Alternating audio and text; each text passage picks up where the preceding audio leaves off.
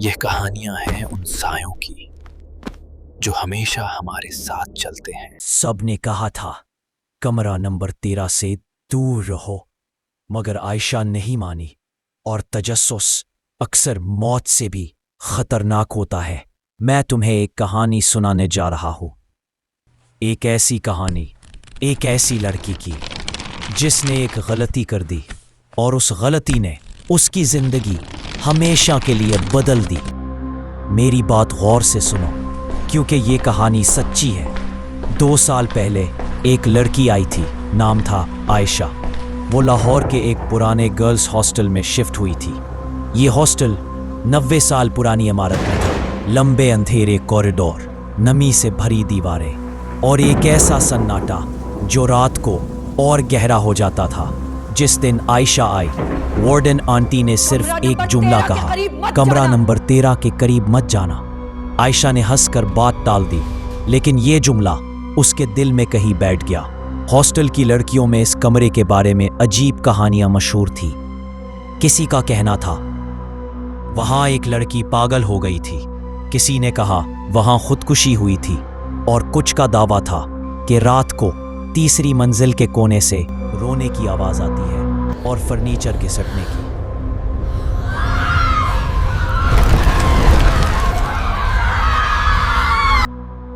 मेरी एक दोस्त ने एक दिन आयशा को बताया, पिछले साल एक लड़की नरगिस उसी कमरे में आई थी। 2 दिन बाद वो गायब हो गई। किसी को नहीं पता वो कहाँ गई, मगर रात को अक्सर उसका साया खिड़की में नजर आता है।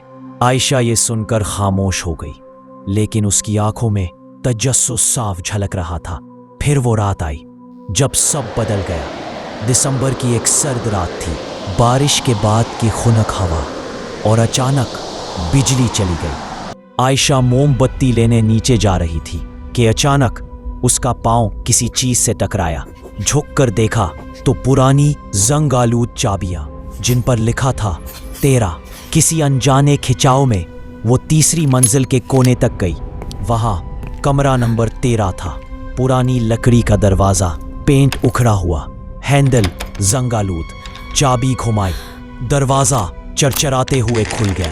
अंदर घप अंधेरा था। जब आयशा ने मोमबत्ती जलाई तो दीवारों पर नाखनों से खर्चे गए निशान, फर्श पर टूटे हुए जूते, और कोने में एक टूटा हुआ आईना। आईने पर कोई धुंधला सा जमा हुआ खून। फिर अचानक किसी के भारी सांस लेने की आवाज आई। आयशा ने मुड़कर देखा तो अंधेरे में एक साया हिल रहा था। वो आहिस्ता करीब आने लगा। उसके लंबे बाल चेहरे पर गिरे हुए थे। जब हटे तो आधा जला हुआ चेहरा और आंखें बिल्कुल खाली।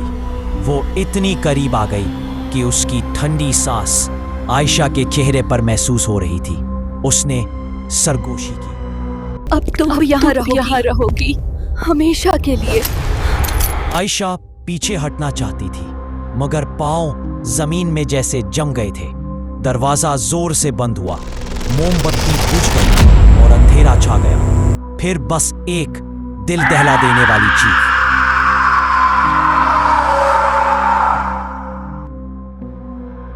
अगली सुबह जब दरवाजा तोड़ा गया, कमरा खाली था, लेकिन खिड़की में किसी ने एक लड़की का साया देखा और वो मुस्कुरा रही थी।